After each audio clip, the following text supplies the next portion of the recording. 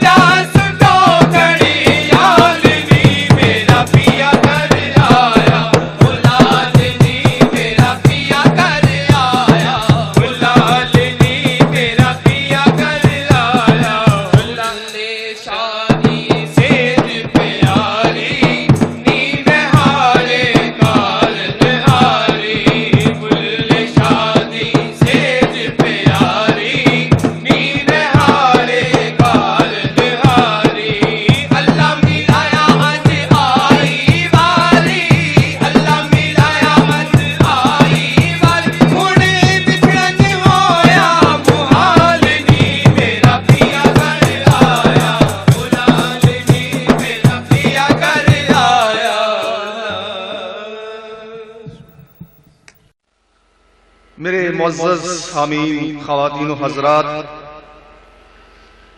آج آپ کے چہروں پہ خوشیاں ہیں، دلوں میں سرور اور ولائے مصطفیٰ کی دھن ہے، دلوں میں جذبہ عشق اور لبوں پہ محبت کے ترانے ہیں۔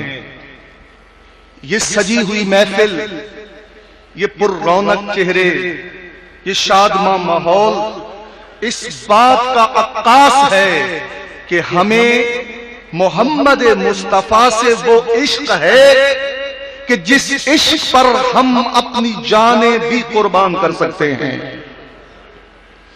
آج خوش قسمتی ہے ہماری کہ ہمارے درمیان عالم اسلام کے ایک عظیم مفکر، محقق، صاحب نظر، اہل دل ہستی ڈاکٹر طاہر القادری صاحب تشریف فرما ہیں۔ میں چند باتیں ایک پیغام کے طور پر آج کی اس پر رونق بزم میں آپ کے سامنے پیش کرنا چاہوں گا۔ چونکہ طولانی گفتگو کا موقع نہیں ہے، آپ استفادہ کریں گے ڈاکٹر صاحب سے۔ میں یہ بات جو ابھی کہنے والا ہوں بربنائے تکلف نہیں کہہ رہا، بلکہ یہ حقیقت پر مبنی ہے۔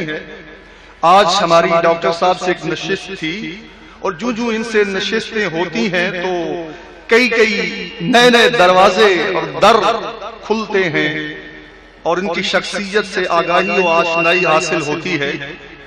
آج جب ہم بیٹھے گفتگو ہو رہی تھی تو آپ نے اپنی طالب علمی کے دور کے وہ آٹوگراف، وہ تحریریں مجھے دکھائیں تو یقین جانیے بے ساختہ میری آنکھوں سے خوشی کے آنسو ٹپک پڑے کہ اگر اس وقت یہ جذبہ، یہ جوش، یہ عزم، یہ شوق، یہ ادراک اور یہ عرفان تھا اور آج بھی ہے، تو یہ کیسے ممکن نہیں کہ اس مملکت خداداد میں انقلاب نہ آ سکے؟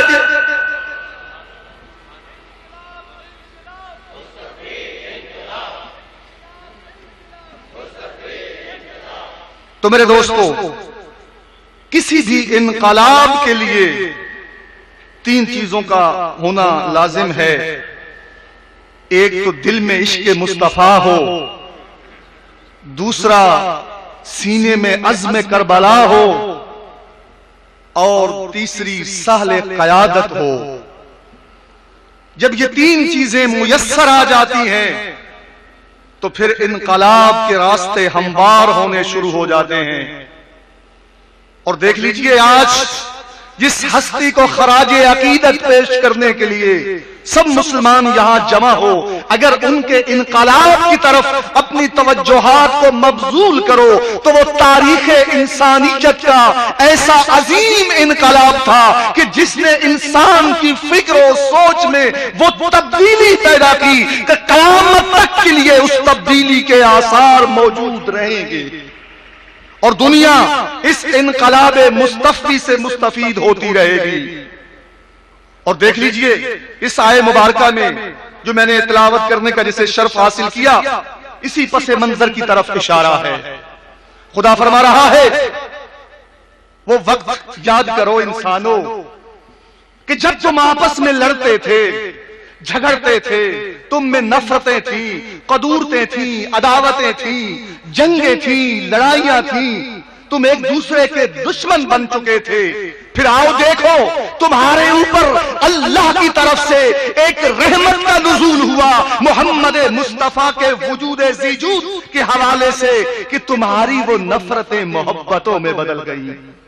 اس کنتم اعداء، تم دشمن تھے، تم لڑتے تھے، تم جھگڑتے تھے، فَأَلَّفَ بَيْنَ قُلُوبِكُمْ، ہم نے تمہارے دلوں کو جوڑ دیا، فَأَصْبَحْتُمْ بِنِعْمَتِهِ إِخْوَانًا، اور تمہیں نعمت اخوت سے مالا مال کر دیا۔ تو معلوم ہوا کہ انقلاب مصطفی کا پہلا زینہ اتحاد بین المسلمین ہے۔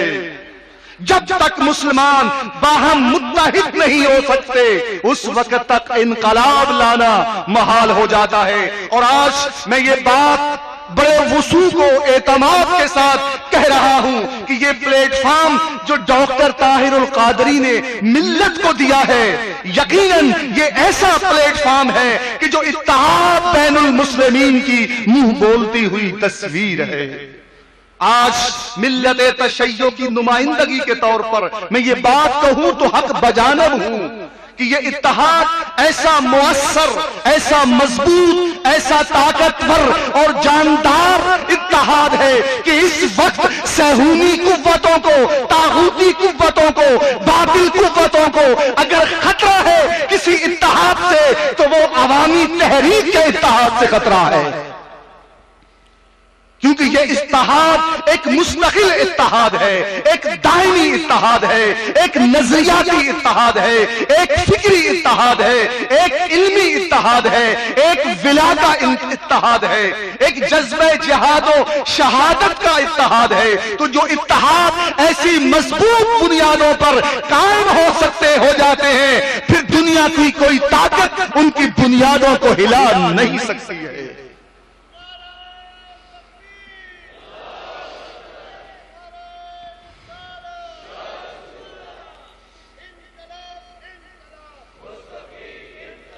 ارے دنیا والو، جان لو،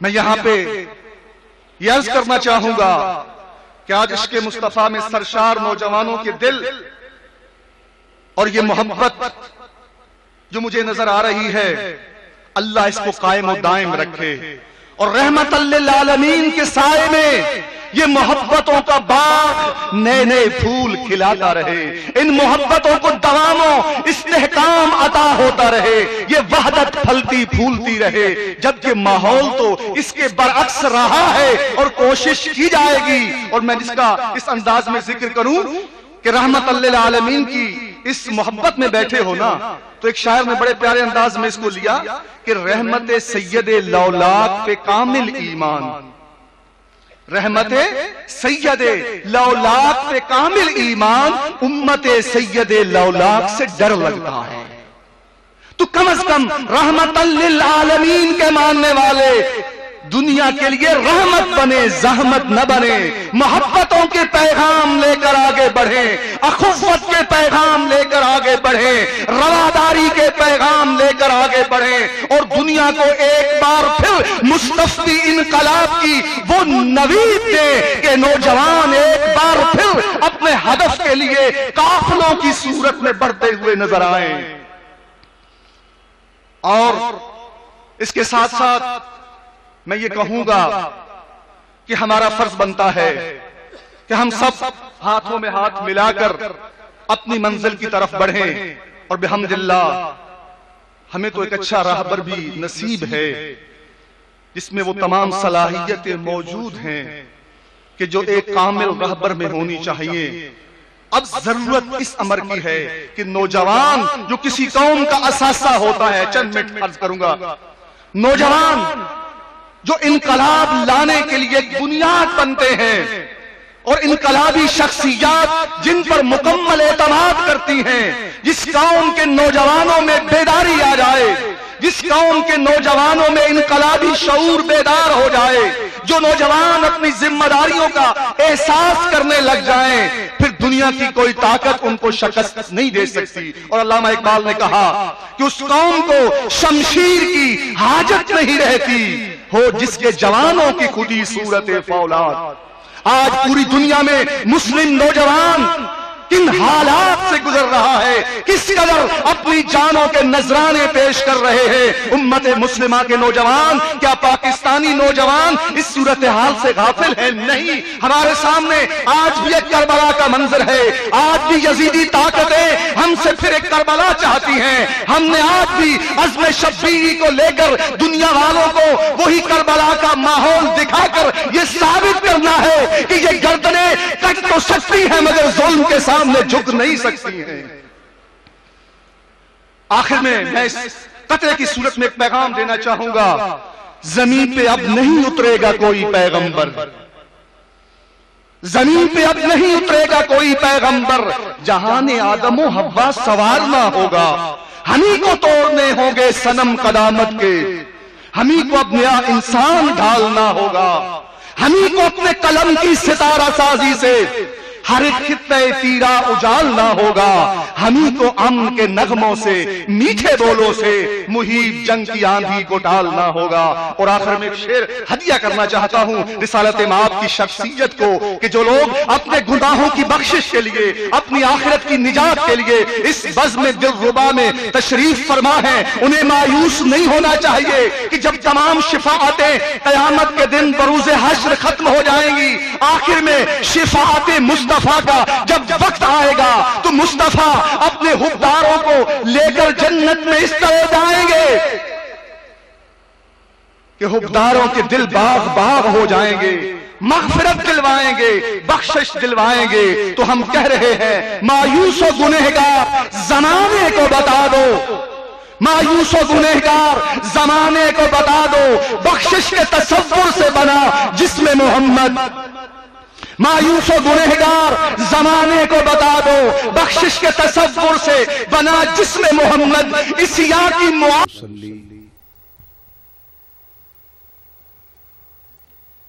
ونسلم على سيدنا ومولانا محمد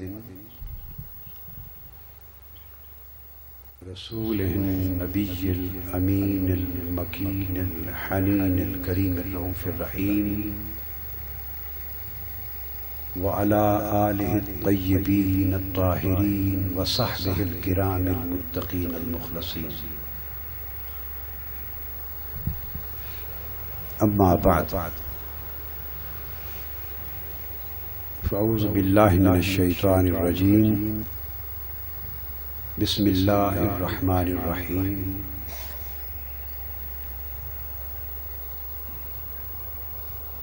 قل بفضل الله وبرحمته فبذلك فليفرحوا صدق الله مولانا العظيم.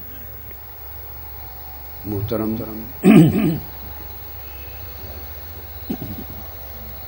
علماء کرام،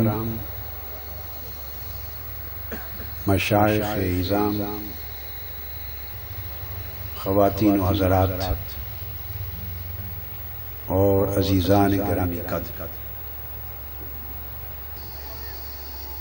اللہ رب العزت کا شکر ہے جس کی توفیق سے آج ہم حضور نبی اکرم صلی اللہ علیہ وآلہ وسلم کے ماہ میلاد کا استقبالیہ منعقد کر رہے ہیں۔ یہ عظیم الشان جلسہ استقبال ربیع الاول کا منعقد ہو رہا ہے، اور اس جلسے کے منتظم حاجی طالب حسین اور ان کے والد گرامی اور ان کے تمام احباب، اور پھر تحریک منہاج القرآن اور پاکستان عوامی تحریک کی جملہ تنظیمات اور کارکنان اور علاقے کے جملہ علماء، دینی، مذہبی اور سماجی تنظیمات، اور وہ سب عاشقان و غلامان مصطفیٰ صلی اللہ علیہ وآلہ وسلم جنہوں نے اس عظیم الشان محفل کے انعقاد میں حصہ لیا ہے، شرکت کی ہے، تعاون کیا ہے، سب مبارکباد کے مستحق ہیں کہ اللہ تبارک و تعالی نے آپ کو حضور علیہ الصلوۃ والسلام کے میلاد کی خوشی منانے کی توفیق عطا کی۔ آپ نے ابھی محترم علامہ سید محمد سبطین شیرازی صاحب کا خطاب سنا، جو بہت بڑے نامور عالم دین، ملت جعفریہ کے رہنما اور کتابوں کے مصنف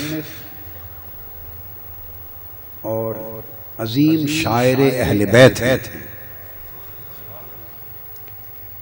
آپ ٹیکسلا سے تشریف لائے، میرے ساتھ ایک ملاقات اور میٹنگ کے لیے ان کے ساتھ کچھ ساتھی تھے، تو میں نے آج ان کو رک جانے کی اور آج کی میلاد پاک کی استقبالیہ مجلس میں شریک ہونے کی دعوت۔ وہ شریک ہوئے اور اپنے عظیم الشان خطاب سے، فکر سے اور امت مسلمہ کے نام اپنے پیغام سے ان سب کو انہوں نے نوازا ہے۔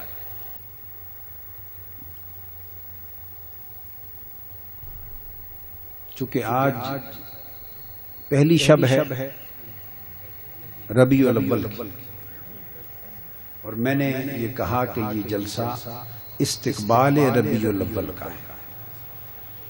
آج سے آقا علیہ السلام کی میلاد پاک کی خوشیوں کا مہینہ شروع ہو رہا ہے۔ تو آج کی گفتگو میں اسی تصور اور اسی فلسفے پہ کرنا چاہتا ہوں کہ حضور علیہ السلام کے میلاد کا جشن منانا اور آقا کی ولادت باسعادت کی خوشیاں منانا اللہ اور اس کے رسول اور دین اسلام کی نگاہ میں کیسا ہے، تاکہ اس تصور کو سن کر، سمجھ کر، دل میں، دماغ میں بسا کر پھر آپ یہ پورا مہینہ آقا علیہ السلام کے میلاد کی خوشیوں میں اور جشن کے منانے میں یوں مگن رہے کہ آپ فرزانے نہیں دیوانے نظر آئیں، دیوانہ وار خوشیاں منائیں۔ اس خوشی سے بڑھ کر کائنات کی کوئی اور خوشی نہیں ہے۔ ساری خوشیاں اس خوشی پر قربان ہیں، اور کائنات کی ساری خوشیاں اس خوشی کا تصدق ہے، صدقہ ہے۔ اللہ رب العزت نے فرمایا، قل، میرے حبیب مکرم صلی اللہ علیہ وآلہ وسلم فرما دیں، بفضل اللہ و برحمتہ،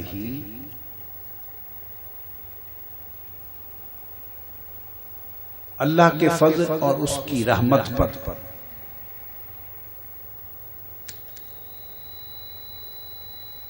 فبذالک فلیفرحوا، پس اسی اللہ کے فضل اور رحمت پر خوشیاں منایا کرو، خوشی مناؤ۔ اس پر زور کیوں دیا؟ زور یوں دیا کہ اللہ پاک نے ایک اور مقام پر قرآن مجید میں فرمایا، ان اللہ لا یحب الفرحین، کہ اللہ تعالی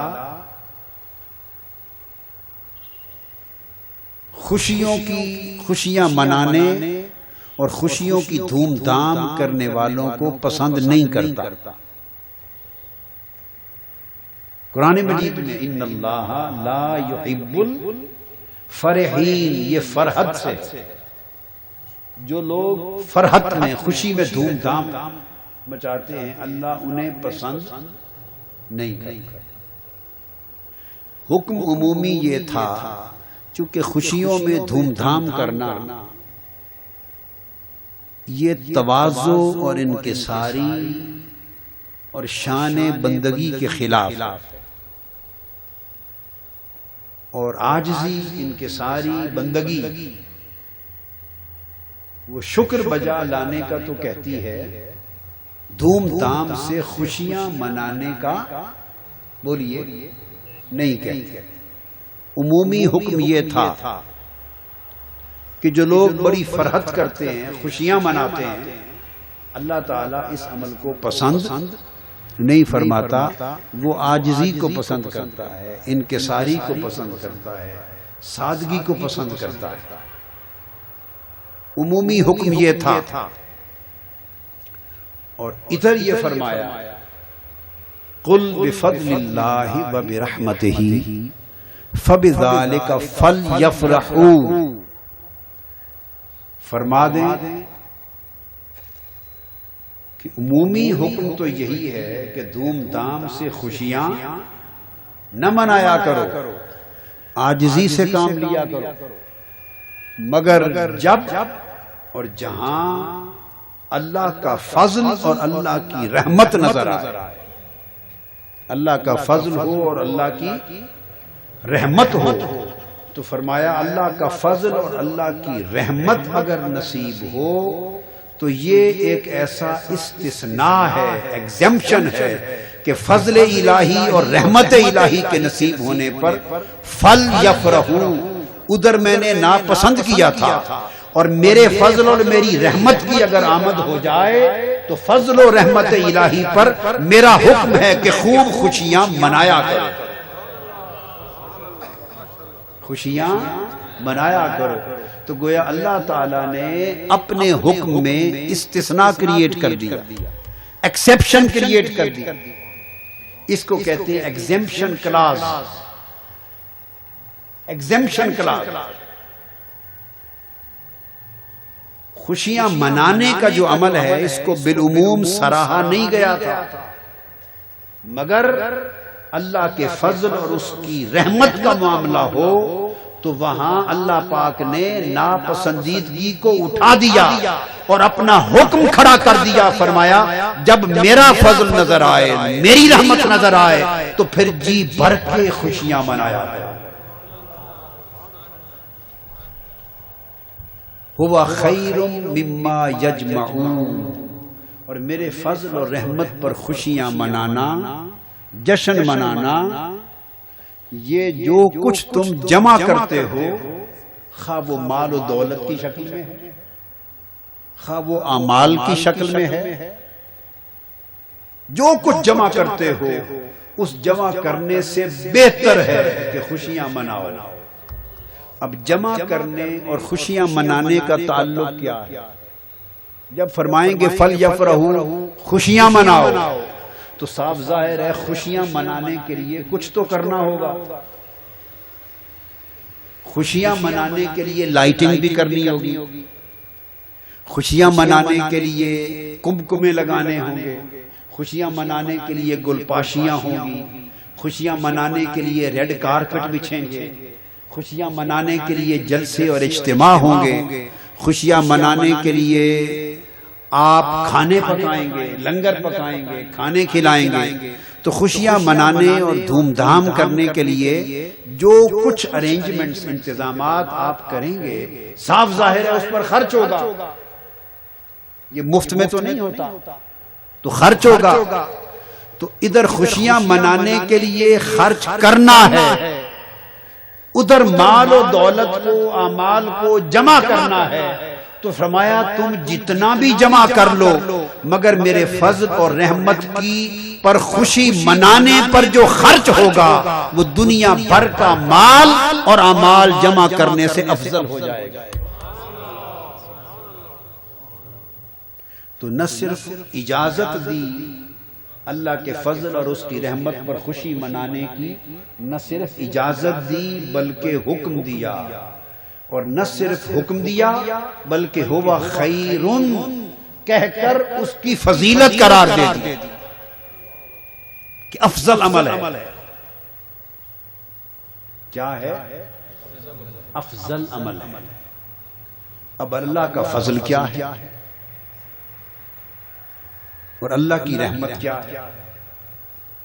دو چیزیں آئیں تو قرآن مجید نے فرمایا فضل اللہ کا سن لو،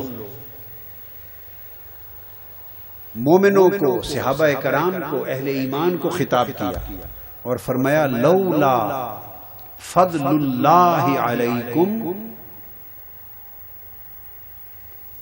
ورحمتہ لتبعتم الشیطان الا قلیلا. لولا فضل اللہ علیکم لتبعتم الشیطان الا قلیلا. اگر تم پر میرے محبوب تشریف نہ لاتے، اگر حضور علیہ الصلوۃ والسلام تشریف نہ لاتے تو تم میں سے اکثر لوگ شیطان کے پیروکار ہو چکے تھے، اور اکثریت انسانیت کی شیطان کی پیروکار ہوتی، کفر میں چلی جاتی، شرک میں چلی جاتی، گمراہی میں چلی جاتی، تباہی میں چلی جاتی.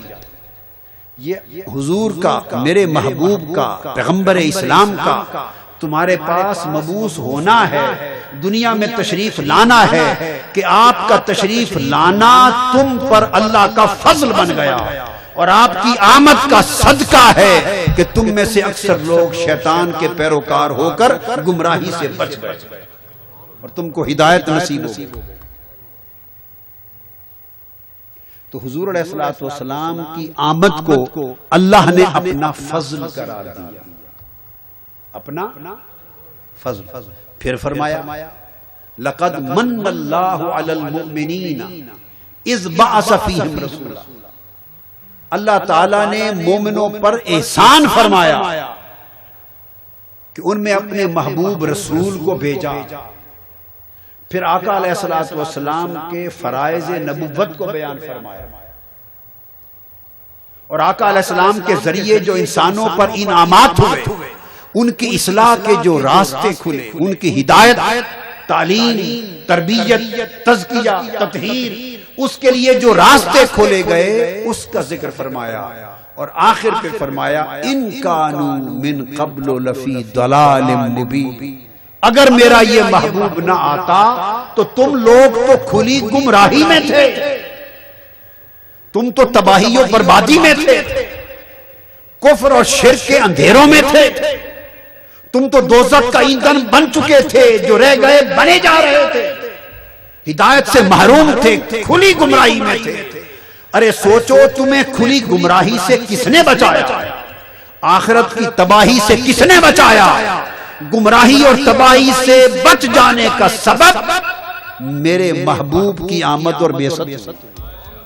لقد من اللہ، میرا محبوب آیا، میرے محبوب کی بعثت ہوئی، اور وادی عرب میں میرے محبوب کی ولادت ہوئی، اور اس کے صدقے پھر تمہیں میرا قرآن بھی ملا، ایمان بھی ملا، اسلام بھی ملا، وہ کعبہ بھی ملا جس کو تم تو بت خانہ بنا چکے تھے.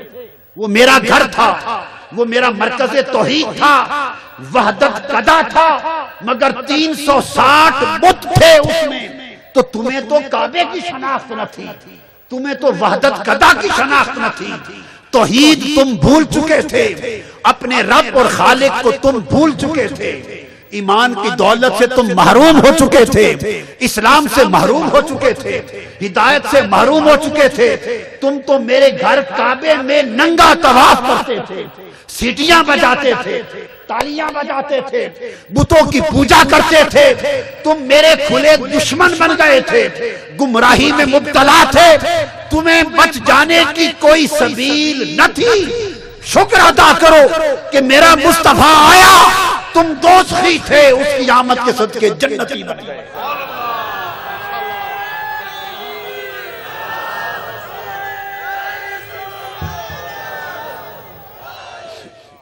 میرا مصطفیٰ آیا، تم گمراہ تھے، ہدایت یافتہ بن گئے. میرا مصطفیٰ آیا، تم گھٹیا تھے، آلہ بن گئے. تم گرے پڑے تھے، میرے مصطفیٰ نے سنبھال کے تمہیں اٹھا دیا. تم دوزخ کے کنارے پر کھڑے تھے، مصطفیٰ نے کھینچ کر تمہیں جنت کی راہ پر ڈال دیا. تم اندھیروں میں بھٹک رہے تھے، مصطفیٰ نے تمہیں روشنیوں پر ڈال دیا. تو اللہ کا احسان ہے تم پر میرے محبوب کا آنا. اگر یہ نہ آتے تو فرمایا تم تو کھلی گمراہی میں تھے، تم تو کھلی بولیے گمراہی میں تھے.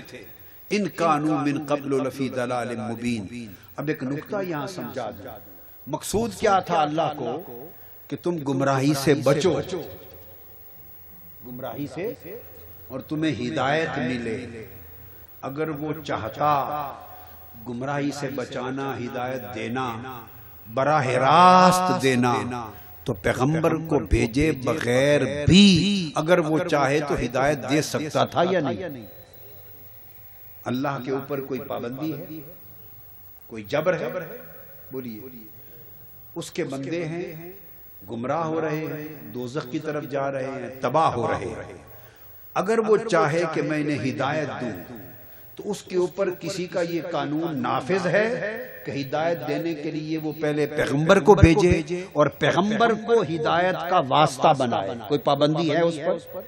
وہ ڈائریکٹ ہدایت کر دے لوگوں کو، براہ راست لوگوں کے ذہنوں میں یہ شعور پیدا کر دے کہ یہ راستہ غلط ہے، یہ صحیح ہے. از خود لوگوں کے دل و دماغ میں یہ ہدایت اتار دے، ان کو یہ سمجھ دے کہ اس طرف جانا ہے، شرک چھوڑنا ہے، توحید کی طرف جانا ہے. اگر وہ چاہے تو براہ راست انسانوں کو یہ شعور، یہ ہدایت، یہ فہم، یہ سوجھ بوجھ، یہ بصیرت عطا کر سکتا ہے یا نہیں؟ بولیے. کر سکتا ہے نا؟ کر سکتا ہے. تو ایک بات بتا دیں، جو براہ راست یہ شعور، یہ بصیرت، یہ ہدایت عطا کر سکتا ہے، اس نے ہزاروں لاکھوں برس میں کبھی انسانیت کو پیغمبروں کے واسطے کے بغیر کسی کو ہدایت عطا کی ہے؟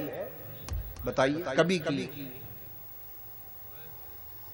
کوئی ہدایت یافتہ امت اور ہدایت یافتہ طبقہ ایسا بتا دیں جس کو اللہ نے نبی کے واسطے کے بغیر ہدایت یافتہ کر دیا. ایک بتا دیں، آدم علیہ السلام سے لے کر آج تک. تو پھر سنت الہیہ کیا ہوئی؟ وہ ہدایت بلا واسطہ دے سکتا ہے مگر دیتا نہیں ہے. جسے ہدایت دینا چاہتا ہے اس کے لیے رسول کو وسیلہ بناتا، اور جس کے لیے رسول کو وسیلہ نہیں بناتا اسے ہدایت نہیں، گمراہی کرتا. سو جو جس کے لیے رسول وسیلہ بن گیا وہ ہدایت یافتہ ہو گیا، اور جس کے لیے جس نے رسول کو وسیلہ نہ بنایا، ان کانوا من قبل لفی ضلال مبین، وہ گمراہی میں بھٹک گیا. تو فرمایا لوگوں، ہدایت تو میری ہے مگر چونکہ تمہیں ملی، میں نے عطا کی ہے رسول کے واسطے سے، اس لیے رسول تم پر میرا فضل بھی ہے، میری رحمت بھی ہے. میرا فضل بھی ہے اور میری رحمت بھی ہے. پھر حضور علیہ السلام کو اللہ پاک نے فرمایا وَمَا أَرْسَلْنَاكَ إِلَّا رَحْمَةً لِلْعَالَمِينَ. اے میرے حبیب صلی اللہ علیہ وسلم، لوگ پوچھتے ہیں کہ آپ کی کیپیسٹی کیا ہے، آپ کیا ہیں، کیا بن کر آئے ہیں، ہمارے لیے آپ کی حیثیت کیا ہے؟ تو فرما دیں میرے محبوب، میرا اعلان ہے، سب کو بتا دو بھئی میں اللہ کی طرف سے ساری کائنات کے لیے فقط رحمت ہی رحمت بن کر آیا. ہر ایک کے لیے رحمت، ہر ایک کے لیے رحمت. تو آقا علیہ السلام کا اللہ کا فضل اور اللہ کی رحمت ہونا سب مخلوقات کے لیے عام ہو گیا. اب اس میں کوئی شک رہا ہے کسی کو کہ حضور اللہ کا فضل ہے؟ یہ حضور کی ولادت انسانیت پر اللہ کا فضل ہے؟ کوئی شک ہے؟ اس میں کوئی شک ہے کہ حضور کی تشریف آوری انسانیت پر اللہ کی رحمت ہے؟ کوئی شک نہیں ہے. تو آقا علیہ السلام کی ولادت، آقا علیہ السلام کی بعثت، دنیا میں تشریف آوری اللہ کا سب سے بڑا فضل بھی یہی ہے اور اللہ کی سب سے بڑی رحمت بھی یہی ہے. جب اللہ کا فضل اور اللہ کی رحمت حضور کی آمد ہوئی تو اللہ کا فرمان ہے جہاں میرا فضل اور رحمت ہو خوشیاں منایا. حضور کی آمد ولادت اللہ کا فضل بھی ہوئی، اللہ کی رحمت بھی ہوئی. تو مطلب یہ ہوا کہ چونکہ حضور کی ولادت اللہ کا فضل بھی ہے تم پر، حضور کی ولادت اللہ کی رحمت بھی ہے تم پر، لہذا عام خوشیوں کی دھوم دھام پسند نہیں، مگر میرے مصطفیٰ کے میلاد اور ولادت کا مہینہ آئے تو پھر پابندی ختم، جی بھر کے خوشیاں منایا کرو، دھوم دھام کیا کرو، جشن منایا کرو.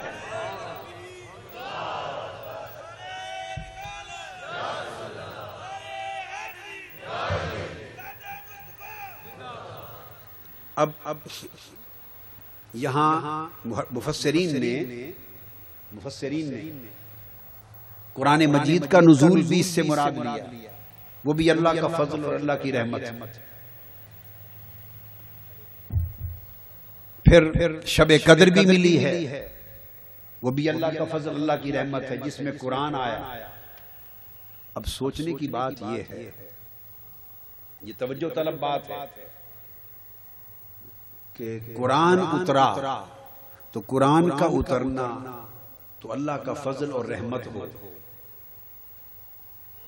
تو جشن نزول قرآن تو منایا جائے، مگر حضور نہ آتے تو قرآن آتا صلی اللہ علیہ وسلم. کوئی بتا دے کیا قرآن حضور کے واسطے کے بغیر از خود آیا؟ قرآن آپ پر تو نہیں اترا، قرآن کسی مولوی پر تو نہیں اترا، قرآن کسی مفتی پر تو نہیں اترا، قرآن کسی کھپ ڈالنے والے فتویٰ باز پہ تو نہیں اترا. ہم نے تو آج تک قرآن کو اترتا ہی نہیں دیکھا، نہ جبرائیل کو دیکھا، نہ قرآن لاتے کسی کو دیکھا، نہ اتارتے دیکھا، نہ سناتے دیکھا. اس نے بھیجا، جبرائیل امین لائے اور آقا علیہ السلام پہ اترا. ہم تو قرآن کو فقط اس طرح جانتے ہیں کہ ہمیں مصطفیٰ نے دیا. میری بات آپ سمجھے، ہم تو قرآن کو اتنا جانتے ہیں کہ ہمیں مصطفیٰ نے دیا اور فرمایا یہ قرآن ہے صلی اللہ تعالی علیہ وآلہ وسلم. ہمیں تو مصطفیٰ نے فرمایا یہ کعبہ ہے، ادھر منہ کر کے نماز پڑھا کرو. خدا کی عزت کی قسم، وہ کعبہ مکہ کا گھر ہے نا، فرمایا یہ کعبہ ادھر منہ کر کے نماز پڑھا کرو. میرے مصطفیٰ فرما دیتے ادھر شمال کی طرف منہ کر کے نماز پڑھا کرو، ہماری نمازوں کا قبلہ شمال ہو جاتا. فرماتے جنوب کی طرف پڑھا کرو، ہم جنوب کو کعبہ بنا لیتے. جس طرف وہ نظر نہیں آتے ہم وہ رستہ ہی چھوڑ دیتے ہیں. کعبہ بنتا ہے اس طرف ہی ریاض، رخ جدھر کو وہ موڑ لیتے تھے.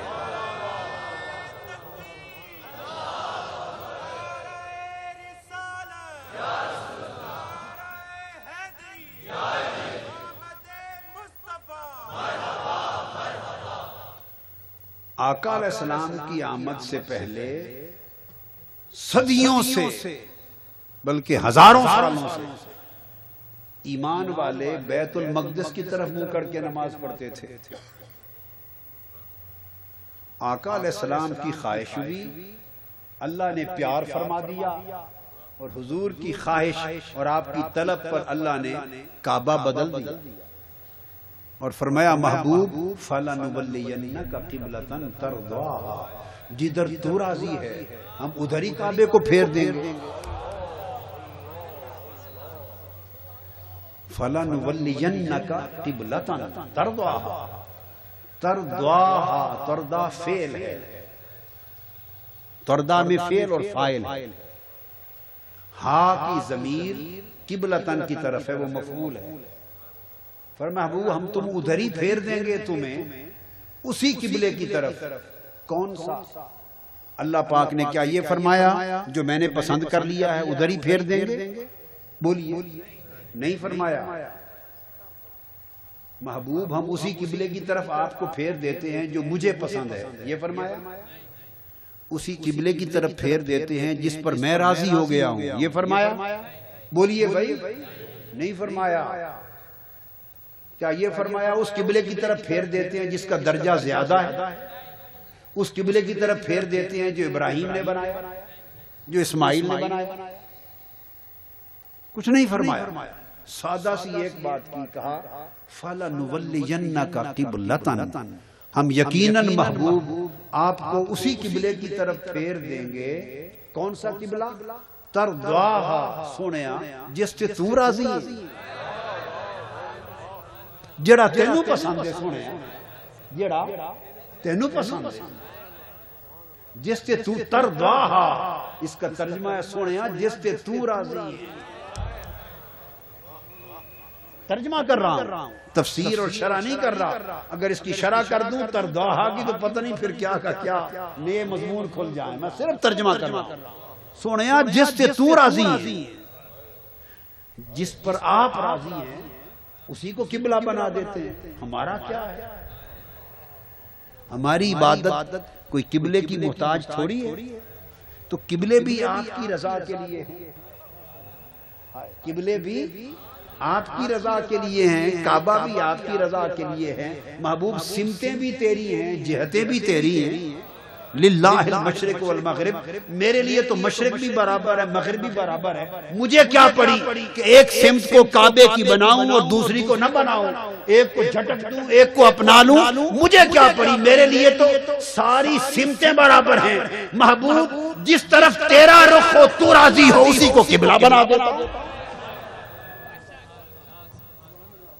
نعمت ہوئی نا، تو ہمیں تو حضور نے دے دیا یہ کعبہ ہے، ہم نے اس کو کعبہ بنا لیا۔ حضور نے فرما دیا یہ سارا نماز ہے۔ صحابہ کرام نے پوچھا کہ نماز یا رسول اللہ کیسے پڑھا کریں؟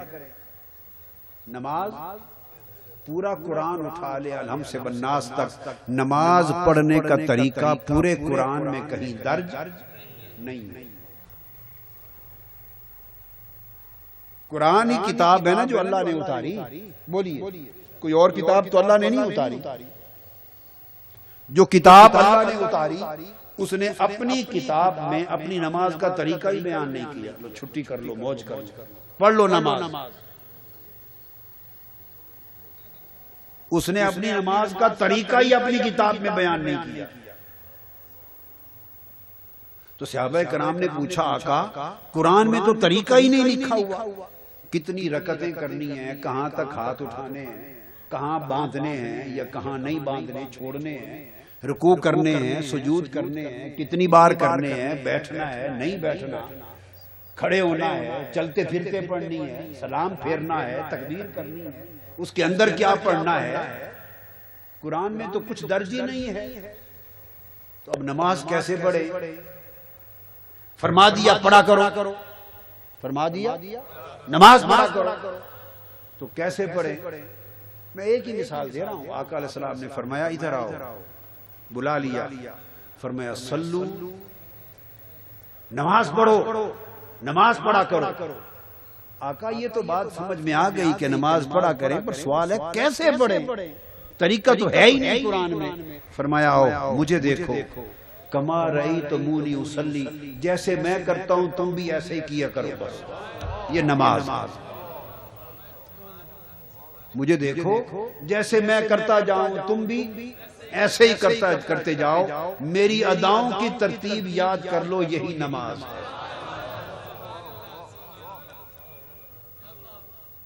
یہی نماز ہے۔ تو حضور نے فرمایا اعمال کر کے کھڑے ہوئے، پھر جھک گئے، پھر سجدے میں گئے، پھر بیٹھ گئے، یہ سارا کچھ کر کے فرمایا یہ نماز ہے۔ ہم نے تو اسی کو نماز مان لیا۔ اگر مولوی صاحب کے پاس اس کے علاوہ کوئی اور طریقہ درج ہے تو وہ بھی لے آئے قرآن میں، ہمیں تو کچھ نہیں ملا اور قرآن میں۔ حضور نے جیسا کیا فرمایا یہ نماز ہے، بس ہم نے نماز مان لی۔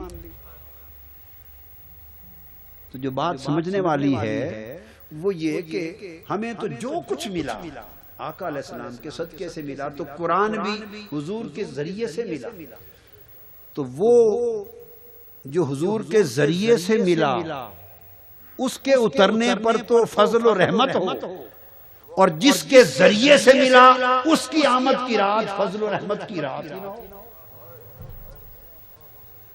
یہ کیسے ہو گیا؟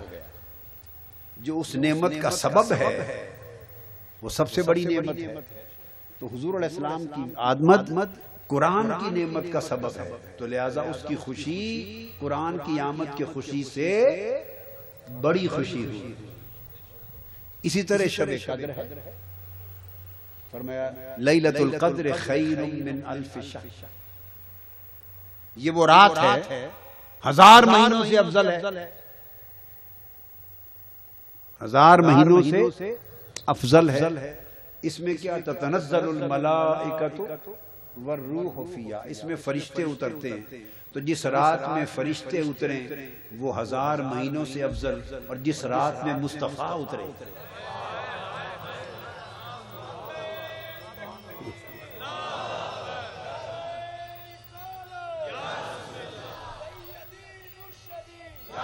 اور فرشتوں کی فضیلت یہ ہے کہ 70,000 فرشتے صبح اترتے ہیں، مزار مصطفیٰ کا طواف کرتے ہیں اور سلام نیاز عرض کرتے ہیں. 70,000 فرشتے شام کو اترتے ہیں حضور کے مزار اقدس کی زیارت اور سلام کے لیے، اور قیامت تک 1,40,000 فرشتے یومیہ اترتے رہیں گے، جن کی باری ایک بار آتی ہے دوبارہ نہیں آئے گی. یہ ہے فرشتوں کا اترنا. وہ تو دربار مصطفیٰ کے جھاڑو بردار ہیں، فرشتے دربار مصطفیٰ کے جھاڑو بردار ہیں. ارے جھاڑو بردار اتریں تو رات 1000 مہینوں سے افضل ہو جائے، اور سرکار ساری کائنات کی اترے تو اس کی فضیلت نہ ہو، اس کی خوشیاں نہ ہو، اس کا جشن نہ ہو. آقا علیہ الصلوۃ والسلام کی آمد کی رات، آمد کا دن، آمد کا مہینہ، کروڑوں مہینے، اربوں مہینے اس ماہ میلاد پر قربان. اور پھر بڑی جو خاص بات ہے وہ یہ کہ یہ جو فضیلت شب قدر کی ہے یہ اہل ایمان کے لیے ہے. تو اس کی خیر کس کو ملتی ہے؟ اہل ایمان کو فقط، باقی انسانیت محروم ہے. مگر مصطفیٰ کی آمد فقط اہل ایمان کے لیے نہیں، مومن و کافر ساری کائنات انسانی سب کے لیے. ورحمت للعالمین، سارے جہانوں کے لیے رحمت ہے. تو آقا علیہ الصلوۃ والسلام کی ولادت اور آپ کے میلاد اور آمد کی جو خوشی ہے، جو جشن ہے، جس کا سما آج سے شروع ہو رہا ہے، وہ اعلیٰ ایمان کو حاصل کرنے کا ذریعہ ہے. ایمان کی اعلیٰ منزلوں تک پہنچنے کا ذریعہ.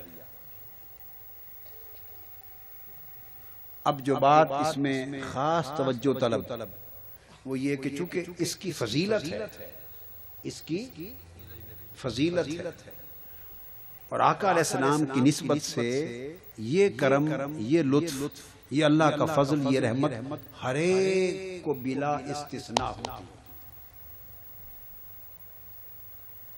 نبی کی ولادت کا جو دن ہوتا ہے، نبی کی ولادت کا دن جس کو آپ برتھ ڈے کہتے ہیں، وہ یوم میلاد ہے.